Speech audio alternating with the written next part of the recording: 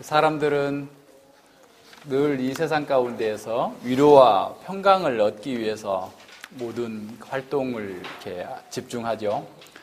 정치적인 힘을 얻고자 하는 것도 평강을 얻고자 하고 위로를 얻고자 하는 거고, 재물을 많이 얻는 것도 사실은 자신이 행복하기 위해서 위로를 얻기 위해서 그런 거죠. 사람들과의 좋은 관계를 갖고자 하는 것도 사실은 그 속에서 행복을 찾고 위로를 얻고자 하는 것입니다. 그래서 그런 것들을 많이 얻으면 정말 진정한 행복과 위로를 가질 것인가라는 걸 생각해 보면 참으로 이 세상의 그 비참한 삶 가운데서 그것은 일시적인 휴식은 줄 수 있을지 모르지만 진정한 안식과 평강을 주지 못하고 있음을 우리는 보게 됩니다. 오히려 더 많은 것을 소유하면 소유할수록 자신과 또 연약한 사람들을 오히려 파괴하는 이런 삶을 보고 있는 것이죠. 그래서 세상은 빼앗고 빼앗기는 고통스러운 그 일들이 계속 벌어지고 있는 이런 삶이죠. 그래서 세상 사람들은 뭐 요지경이다라고 하지만 이렇게 웃어서 보낼 요지경이 아니라 정말 생사를 가늠하는 이런 투쟁의 장소, 전쟁터와 같은 그런 아픔이 계속 이루어지고 있는 것이죠. 세상에 있는 모든 사람들은 누구나 다 안식을 원하고 정말 기쁨을 원하고 위로와 평강을 원하죠. 특별히 전쟁과 기근 또 이런 자연재해로 이렇게 집을 잃고 가족을 잃고 삶의 터전을 잃어버린 사람들에게 얼마나 큰 평강과 위로가 이렇게 필요하겠습니까? 이런 그 상태에서 또 특별히 포로지에 있는 그 사람들에게 얼마나 큰 위로와 평강이 필요하겠어요. 그래서 이사야는 바벨론 포로에 잡혀 있을 자신의 후손들을 바라보면서 그들에게 진정한 위로와 평강이 오게 될 그날을 소망하면서 이사야 40장 1절과 2절에서 이렇게 말씀합니다. 너희 하나님이 가라사대 너희는 위로하라, 내 백성을 위로하라. 너희는 정다이 예루살렘에게 말하며 그곳에 외쳐 구하라. 그 복역의 때가 끝났고 그 죄악의 사함을 입었느니라. 그 모든 죄를 인하여 여호와의 손에서 배나 받았느니라. 포로된 상태에서 그들에게 진정한 위로는 포로에서 해방이고 자신의 고국으로 다시 돌아가서 이전과 같이 평강과 안식의 삶을 살고자 하는 것입니다. 그런데 그것이 가능하려면 하나님과의 관계가 회복되어져야 된다라는 거예요. 복역의 때가 끝났고 하나님께서 그들을 용서하셨기 때문에 죄악의 사함을 입었기 때문에 이제 드디어 그런 위로의 시대가 올 것이다라는 사실을 예표하고 있는 거죠. 사도 바울은 수많은 그런 고난 가운데에서 복음을 전하다가 정말 엄청난 고난과 어려움을 겪었죠. 그런데 그러한 어려움과 고난보다 더 힘들게 했던 것은 뭐냐면 교회에 침투한 거짓 교사들입니다. 그래서 거짓 교사들이 하나님의 말씀을 왜곡하고 하나님의 백성들을 잘못되게 인도할 때 그보다 더 큰 고난이 없었죠. 그래서 바울은 늘 교회를 위한 자신의 그 억눌린 그 마음, 고통을 그 고통 때문에 괴로워하고 있었는데 고린도 후서에 보면 고린도 교회가 바울에 대해서 오해하고 있던 그런 사실들이 이제 해소가 되고 바울을 다시 이해하게 되고 바울이야말로 참 사도다. 바울이 정말 우리에게 진실하게 사역했다라고 하는 사실을 알고서 바울과 고린도 교회의 사이의 관계가 원활해지자 고린도후서 1장 4절에서 고린도후서를 써서 보내면서 이렇게 말합니다. 우리의 모든 환난 중에서 우리를 위로하사 우리로 하여금 하나님께 받은 위로로서 모든 환난 중에 있는 자들을 능히 위로하게 하시는 바로 하나님을 말씀하고 있는 거죠. 그러니까 진정한 위로는 하나님께로부터 오게 됩니다. 하나님의 위로를 맛본 사람들은 정말 그 위로를 가지고서 환난 중에 있는 다른 사람들을 위로할 수 있다라고 하는 것을 우리에게 가르쳐주고 있습니다. 우리에게 진정으로 필요한 위로, 진정으로 필요한 안식과 행복이 어디에 있는지 사실은 하나님께서 바로 이 본문을 통해서 우리에게 보여주고 있는 거예요. 하나님께서는 2장 그 14절과 15절에서 그들을 광야로 다시 부르셔서 광야에서 새로운 출발을 하도록 그들을 설득하시고 그들에게 새로운 약속, 포도원을 주시고 소망의 문을 삼아서 그들에게 온전하게 회복을 주시겠다라고 약속을 하셨죠. 그 약속의 좀 더 구체적인 내용이 오늘 나오는 16절로 23절에 드러나는 그런 말씀입니다. 그 날에라고 하는 용어가 3번 등장하면서 종말에 하나님의 백성들에게 이루어지게 될 그런 진정한 위로와 행복, 그것이 무엇인지를 우리에게 보여주고 있는 거예요. 하나님을 배반한 이스라엘에게는 그들은 여전히 심판과 진노의 대상이었지만 하나님께서 다시 그들을 광야에서 회복시키시고 결혼관계를 갱신하셔서 다시 이스라엘에게 아내의 주의를 회복시켜 주시겠다고 약속하신 거죠. 16절을 보면요. 여호와께서 이르시되 그날에 내가 나를 내 남편이라 일컫고 다시는 내 바알이라 일컫지 아니하리라 라고 말씀합니다. 자, 그날에는 이렇게 일어날 일이다라는 거죠. 그러니까 심판 후에 하나님께서 주권적으로 개입하셔서 그들에게 구원을 베푸시고 그리고 그들이 회복되어졌을 때 그들의 이루어지는 놀라운 변화인 거죠. 그래서 이스라엘 백성들은 하나님을 내 바알이 아니라 내 남편이다라고 부르게 될 것이다라는 겁니다. 이 바알이라는 말은 가나안의 풍요를 주관하는 그런 바알 신이라고 하는 어떤 고유 명사이기도 하지만 보통 명사로 쓰여지면 주인이라는 뜻이에요. 주인. 그러니까 내 주인 또는 내 남편, 내 소유자, 내 명령자라는 의미입니다. 그러니까 이 바알이라는 말이 고유 명사로 쓸 때는 신의 이름이지만 바알 신의 이름이지만 보통 명사로 쓸 때는 남편, 나의 주인 또는 나의 소유자, 나를 명령하는 자라는 그런 의미로 사용되고 있는 거죠. 그래서 고대의 여자들은 법적으로 남편의 소유였어요. 그렇기 때문에 남편에게 대하여서 내 바알이라고 부르는 것이 그냥 뭐 이렇게 일상적인 그런 의미였었던 것이죠. 그런데다가 이스라엘 백성들이 하나님 여호와, 우리 나의 주니까 여호와, 내 주님이라고 하는 것과 동일하게 내 바알하고 부르면 그게 내 주인이라는 의미가 같이 쓰이게 되니까 이게 이제 혼합주의적인 신앙이 되어버리는 거예요. 그러니까 하나님에 대한 그 용어를 사용할 때, 하나님을 부르실 때, 주 하나님이라고 부를 때에도 아도나이라고 하는 의미나 바알이라는 의미가 어떻게 보면 혼동해서 함께 써도 되는 이런 상황에 처해 있었던 상황입니다. 그런데 이제 하나님께서 이들을 회복하실 때 하나님과 이스라엘의 관계는 소유 관계, 지배 관계가 아니라 내적인 사랑의 관계로 남편과 아내로서 온전히 연합하게 될 거다라고 하는 것을 말씀하고 있는 거예요. 그래서 다시는 이스라엘 백성들이 하나님을 향하여서 내 바알이라라고 내 주인이다라고 부르지 않게 될 거다라는 겁니다. 그러니까 이스라엘 백성들은 제의적 행사에서 내 바알이여 라고 이렇게 불렀었겠죠. 뿐만 아니라 이런 바알을 섬기는 방식으로 하나님을 섬기는 혼합주의적인 종교 행위가 나타났죠. 그러니까 다시 말하면 바알을 섬기는 거란 어떤 거냐면 제의에는 열심히 참여하지만 실제 삶에서는 하나님과 관계없는 하나님의 윤리적인 명령과 하나님의 언약 백성다운 삶이 나타나지 않는 형식의 신앙생활을 한 거예요. 쉽게 말하면. 그러니까 제의적인 어떤 상태에서 하나님을 섬기는데 여호와라고 부르면서도 바알과 동일하게 여호와를 생각하는 것이 바로 내 바알이라 부르는 거죠. 그러니까 하나님께서 자신에게 지성이면 감천이다. 열심히 뭔가를 갖다 바치면 하나님께서 나에게 복을 주실 거다. 인풋이 많으면 아웃풋도 많을 거다. 라는 식의 우상 종교적인 바알 섬기는 식의 하나님을 섬기고 있는 것 자체가 이미 이스라엘 백성들 속에 하나님을 향하여서 내 바알이다 부르고 있는 이런 상태인 것을 보여주고 있는 것이죠.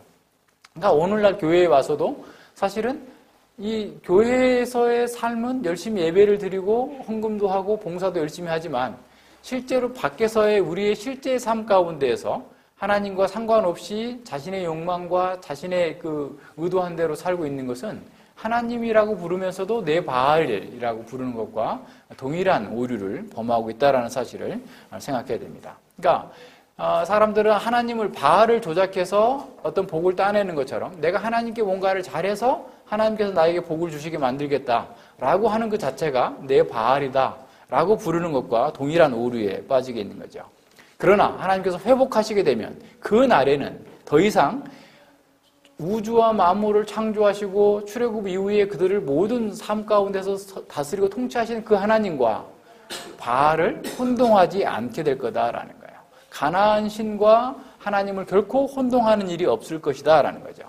그래서 이스라엘은 여호와를 바르게 알고 바르게 부르고 섬기게 될 것이다 라는 거예요. 그러니까 하나님을 이방신과 동일하게 생각하거나 하나님을 섬긴다고 하면서 이방신을 섬기는 방식으로 섬기는 것이 아니라 온전하게 하나님께서 원하시는 대로 하나님 기뻐하시는 방식으로 하나님을 섬기게 될 거다라는 겁니다. 하나님을 이게 내 바알이라고 부르는 사람들이나 교회를 다니면서도 이방신을 섬기는 것처럼 하나님을 섬기는 것의 가장 그 공통점은 어떤 거냐면 하나님께 대한 무지예요. 하나님이 어떤 분이신 줄 모릅니다.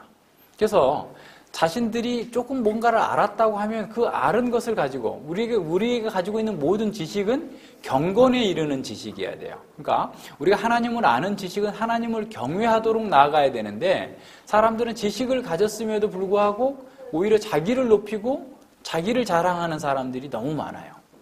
그건 정말 전혀 바알같이 섬기는 것이죠.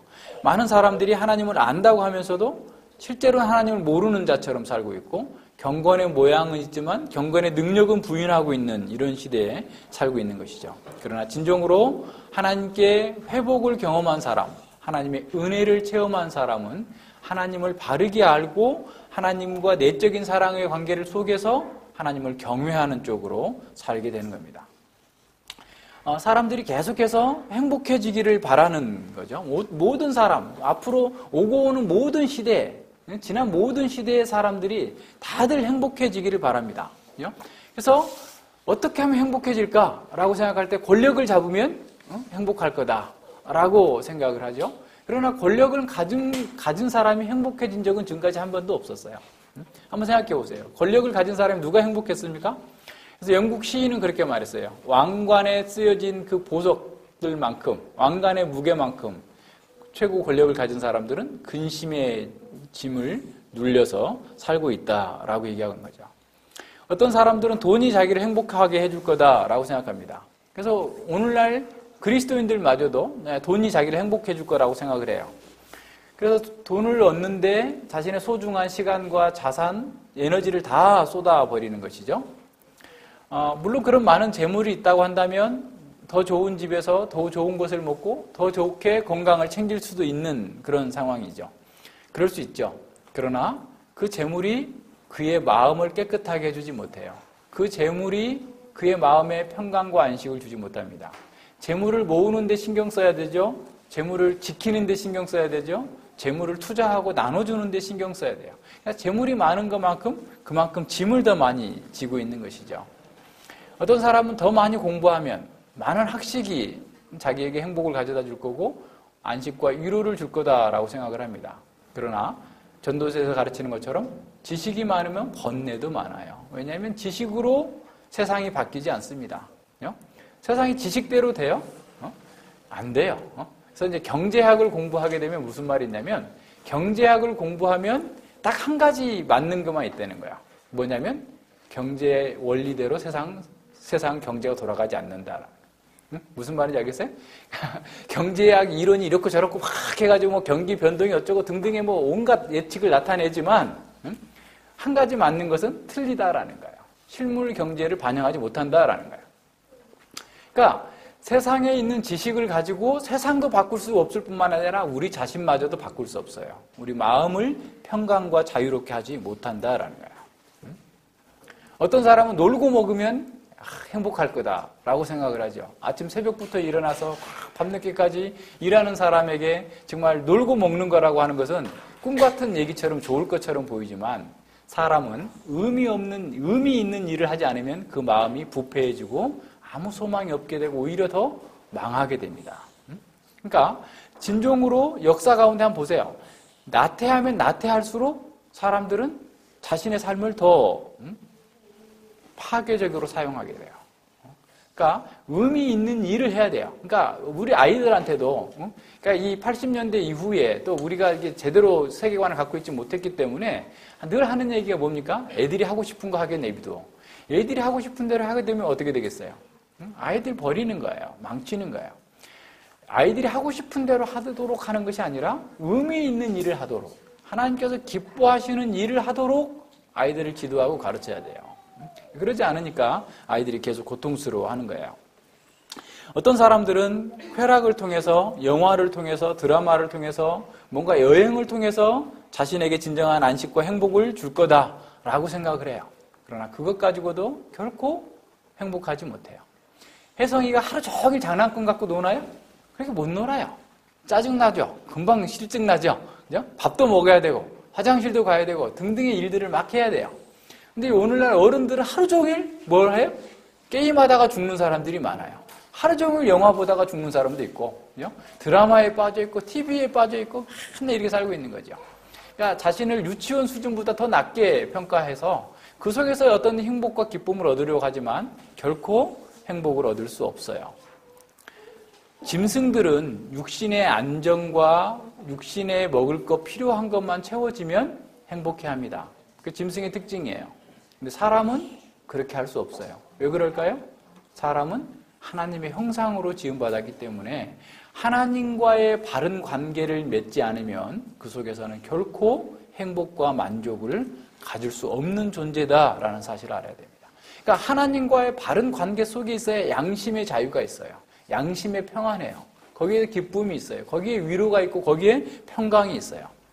그러니까 하나님과의 관계를 온전하게 갖지 못하면, 그러니까 하나님을 내 남편, 내 바알이 아니라 내 남편이라고 부르기 시작할 때 비로소 그 속에서 진정한 행복이 생기는 거예요. 그러니까 바꿔 말하면 하나님을 내 남편이라고 부르기 전까지는 어느 누구도 행복할 수 없어요. 어느 누구도 진정한 위로와 안식을 누릴 수 없어요. 지금 하나님께서는 회복된 이스라엘 백성들, 회복된 하나님의 백성들에게 하나님과 온전한 관계를 통해서 참된 위로와 만족과 행복을 주시겠다라고 약속하시는 거예요. 그리고 그것은 그리스도 안에서 우리 가운데 실제가 됐어요. 자, 그렇다면 그런 행복이 우리에게 주어졌다고 한다면 하나님의 은총과 사랑으로 출발했다 할지라도 이스라엘이 또다시 바알에게, 우상에게 넘어가지 않는다고 하는 보장이 있는가라는 거예요. 결국 똑같은 역사가 반복될 수밖에 없지 않는가라는 거죠. 이스라엘 백성들도 처음에 부르심을 받았을 때 그들 속에서 하나님을 사랑했고 내 남편이라 불렀었는데 다시 내 바알로 갔고 잘못된 우상 숭배로 가지 않았는가? 그들이 다시 실족할 수 있는 가능성은 없는 것인가? 그들은 여전히 세상 속에서 오염된 세상 사람들 속에서 섞여서 살 텐데 그들이 어떻게 계속해서 하나님과 바른 관계를 유지할 수 있을 것인가? 어떻게 세상과 물들지 않고 살 것인가? 사실은 그것은 우리 스스로의 노력으로는, 인간적인 스스로로는 해결이 될 수 없어요. 그래서 하나님께서 17절에서 말씀하십니다. 17절에서 그들이 하나님 안에서 지속적인 평강과 자유를 누리기 위해서는 내가 바알들의 이름을 저의 입에서 제하며 다시는 그 이름을 기억하여 일컬음이 없게 하리라 라는 거예요. 하나님께서 하시겠다라는 거예요. 그들의 입에서, 그들의 기억 속에서 바알의 이름을 제하여 버리겠다라는 거예요. 하나님께서 그들의 입에서 바알의 이름을 제하신다라는 말은 더 이상 바알을 쫓아가거나 그렇게 하고 싶은 마음 자체가 없어지도록 만들어 버리시겠다라는 거예요. 그들의 마음과 행동에서 우상 숭배적인 모든 경향들마저도 제하여 버리시겠다라는 거예요. 그러니까 에레미야 31장에서 말씀하시고 있는 것처럼 과거에는 하나님의 율법이 돌판에 쓰여졌기 때문에 그들이 내가 남편이라도 그들이 어겼었지만 이제 그들의 신비의 마음판에 하나님의 말씀이 새겨졌고 우상의 이름이 제하여 버려졌기 때문에 그 이스라엘 백성이 다시 실족하지 않도록 그 유혹의 가능성마저도 그 뿌리서부터 제거해 버리시겠다라는 겁니다. 그러니까 광야에서 결혼 관계가 갱신되었다고 한다면 이제 가나안 땅에서 다시 들어온다 할지라도 가나안의 어떤 이방 문화 속에서도 그들이 배교하지 않고 하나님의 말씀대로 따라 살 수 있도록 만들어 주시겠다라는 거예요. 그래서 이스라엘의 입에서 바알의 바자도 나오지 못하게 하실 거다라는 겁니다. 어떻게 그렇게 하실 수 있을까요? 어떻게 그렇게 만들까요? 바알의 혐오스러움을 우리로 하여금 알게 하시는 거예요. 그러니까 우리가 우상적인 세상적인 것을 보면서 끌리는 것은 아직 그 우상의 혐오스러움을 알지 못하기 때문에 그래요. 세상 문화, 영화에 아직도 빠져있고 드라마에 빠져있고 세상의 어떤 것에 빠져있다고 한다면 우리는 그 바알의 지금 그 혐오스러움을 모르는 거예요. 그것의 자기 파멸적인 결과를 아직 보지 못했기 때문에 자꾸 거기에 끌리는 거예요. 근데 하나님께서는 어떻게 하시냐면 하나님 안에서 누리는 평강과 자유와 하나님 안에서 주어지는 진정한 기쁨과 행복에 비하여서 그러한 우상들이 줄 수 있는 것들은 얼마나 허구이며 잘못된 것이고 우리의 영혼과 우리의 삶을 파괴하는지를 보여줌으로써 불어 우리 속에서 그것을 부르지도 않고 기억조차 하기 싫다라고 나가는 거예요. 하나님의 기쁨을 맛본 사람들은 사실 이러한 특징이 있어요. 하나님의 안식을 누린 사람들 속에서는 바로 이런 특성이 나옵니다. 오히려 극단적으로까지 가요. 초기에는 너무 모르기 때문에 모든 것들은 다 이렇게 피해 가려고 하는 이런 속성이 나타나게 됩니다. 그래서 이스라엘 백성들이 스스로 애굽에서 나올 수 없었던 것처럼 사실 스스로 자기 스스로의 우상을 제거하지 못해요. 스스로 못하기 때문에 하나님께서 제거해 주시겠다라는 거예요. 하나님께서 제거해 주시는 방식은 어떤 거예요? 우리 속에 하나님의 기쁨을 심어주시고 우리 속에서 그 우상들의 혐오스럽고 쓰레기 같고 허접한 것들의 실상을 보게 해주심으로써 더 이상 그것들에 대해서 매력을 느끼지 않도록 만들어주는 겁니다. 하나님께서 우리를 주권적으로 끌어내시고 우리의 마음과 입에서 우상의 이름들을 제하여 버리실 거예요. 하나님과 행복한 결혼 생활을 누리고 있는 사람은 다른 것에 다른 외간 남자, 내연남을 찾을 이유가 없어요. 그죠? 우리가 하나님 안에서 영적인 온전한 교제를 누리고 있다고 한다면 하나님이 아닌 어떤 것으로 위로를 찾고자 하는 것이야말로 말도 안 되는 행동인 것이죠. 자, 그렇다면 보세요. 우리의 마음과 행동에서 우상이 제거된 사람만 진정한 행복을 더 많이 누릴 수 있게 돼요. 그러니까 우리가 우리 속에서 그런 우상의 영향을 많이 받으면 받을수록 우리는 자꾸 휘둘리게 되는 거죠. 그래서 이런 면들 잘 생각해 봐요. 물론 우리도 이 세상에서 질병과 고통, 어려움들을 겪을 수 있어요. 그죠? 우리의 개인적인 어떤 잘못 때문이나 어떤 정부의 잘못된 정책이나 어떤 사회의 구조적인 악 때문에 우리도 동일한 고통과 고난을 겪을 수 있습니다. 그러나 그러한 상황 속에서도 우리의 행복과 우리의 위로는 사라지지 않아요. 그 속에서도 우리는 기뻐할 수 있는 사람입니다. 어떠한 상황 속에서도 모든 지각에 뛰어난 하나님의 평강이 우리를 주관하실 거예요. 우리의 마음 깊은 곳에서 하나님의 사랑과 하나님의 평강이 우리를 붙들고 있기 때문에 우리는 어떤 상황 속에서도 괴로워하거나 낙심치 않을 수 있는 것이 돼요. 왜냐하면 그 남편이 주는 평강과 자유가 영원한 기쁨이 우리에게 있기 때문에 그런 겁니다. 그렇지만 우리가 동일하게 모두가 다 동일한 행복과 위로를 누리지 못하는 이유가 있어요. 그러니까 가족들 중에서도 어떤 사람은 장성한 사람이 있고 어린아이가 있고 뭐 청소년 등이 있는 것처럼 하나님의 가족들 속에서도 성숙한 사람은 더 많은 위로와 평강을 누리는 반면에 어린아이와 같은 사람은 자꾸 이게 어떤 시류에 흔들려가서 그런 기쁨을 때로는 상실할 때가 있죠. 그러니까 믿음의 정도의 차이가 있는 것처럼 우리가 누리는 기쁨과 행복과 위로에도 차이가 있음을 우리는 인정해야 됩니다. 그래서 믿음이 성장한 사람일수록 우리는 위로와 평강과 기쁨과 행복을 더 크게 누리죠. 하지만 그 사람이 거듭났다고 한다면 어린아이일지라도 그 속에는 세상과 비교할 수 없는 기쁨이 있어요. 스스로의 잘못 때문에 우리가 넘어지기도 하고 죄를 짓기도 하고 어린 신자인 경우에 뿐만 아니라 고질적인 어떤 죄 때문에 넘어지기도 하고 때로는 하나님의 용서를 잊어버릴 수도 있고 흑암처럼 어두운 곳에 빠지기도 하지만 그가 진정한 그리스도인이라고 한다면 그에게 평강은 사라지지 않습니다. 평강의 깊은 샘물을 소유하고 있어요. 그래서 그 샘물은 어떠한 가뭄이 와도 마르지 않는 그 속에서 끊이지 않는 기쁨과 행복이 나오고 있어요.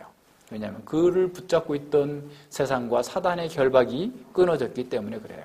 그래서 아무리 힘든 상황 속에서라도 그는 평강과 기쁨 속에서 자유한 삶을 사는 것이죠. 죄의 권세가 그를 더 이상 사로잡을 수 없기 때문에 그렇습니다. 그에게는 그리스도의 평강과 자유가 있기 때문에 그래요. 그리스도께서 우리 마음에 우리의 입에서 바알의 이름을 제거해버렸기 때문에 바알을 제거했다라는 죄의 권세를 우리에게서 끊어내신 거예요. 죄의 오염으로부터 우리를 구속해내고 계시기 때문에 죄의 책임으로부터 우리를 구속하셨기 때문에 우리 속에는 끊이지 않는 기쁨의 샘물이 솟아나는 것이죠.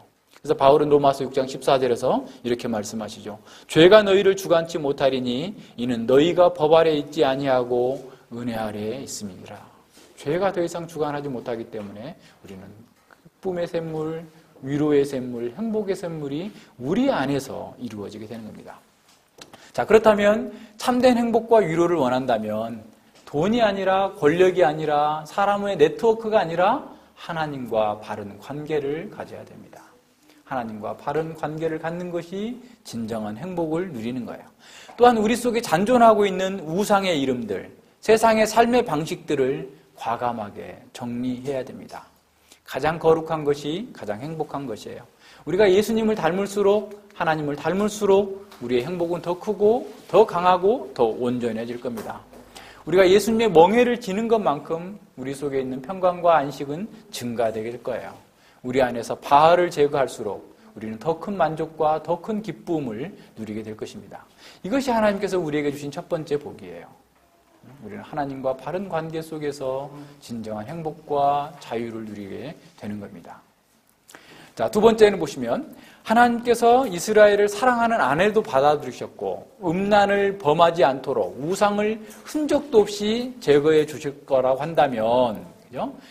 이제 그 아내를 위협할 수 있는 모든 위협으로부터 그를 보호해 주시겠다라고 하는 약속이 나옵니다. 18절 보십시오. 그 날에는, 두 번째 그 날에는요, 내가 너희를 위하여 들짐승과 공중의 새와 땅의 곤충으로 더불어 언약을 세우며 또 이 땅에서 활과 칼을 꺾어 전쟁을 없이 하고 저희로 평안히 눕게 하리라 그랬어요. 하나님께서 언약의 중재자가 되셔서 자신의 아내를 위하여서 자신의 아내를 대적하고 있는 그 모든 것들을 다 막으시겠다라는 겁니다. 야생동물로부터 그들을 보호하시겠다라는 거예요. 고대에는 야생동물로부터 이런 습격이나 이런 것들로 인해서 피해가 아주 막심했어요. 여러분 보셨는지 모르겠는데 저지난주인가 어디 카자흐스탄인지 어디 테마기행에 보니까 눈표범이 있더라고요. 눈표범. 아주 그냥 징그럽게 생겼어요. 흰색에다가 점박이가 있어요. 그래서 눈 속에서 이렇게 있는데 그 눈표범이 고산지대에 사는 이제 목동들이 그 눈표범이 못 오게 하려고 이렇게 꽤 높게 한 1m 한 80cm 이상의 담을 쌓는데도 그걸 뛰어넘어와 가지고 안에 있는 그 소와 염소를 30마리 이상 한꺼번에 다 물어 죽여버리는. 그러면 그게 다 전 재산인데, 그거 어떻게 그 사람들이 살 수 있겠어요? 그러니까, 그럴 정도로 이런 그 야생동물의 위협이 컸죠. 그러니까 늘 이스라엘, 거기도 보면, 어쨌든, 이 목축업이 주로 된 산업이니까, 이런 야생동물의 위협이 굉장히 컸었는데, 하나님께서 하나님의 아내된 이스라엘의 이런 자연재해 또는 어떤 야생동물로부터 그들을 온전하게 보호하기 위하여서 오히려 그것들에게 언약을 세우시겠다라는 거예요. 오히려 들짐승과 공중의 새와 땅의 곤충까지로 언약을 세워서 그들이 이스라엘 백성들의 안정과 평화를 해치지 못하도록 만드시겠다라는 겁니다. 이 에스겔서 34장 25절 28절에 나와 있는 화평의 언약과 아주 동일한 그런 말씀입니다.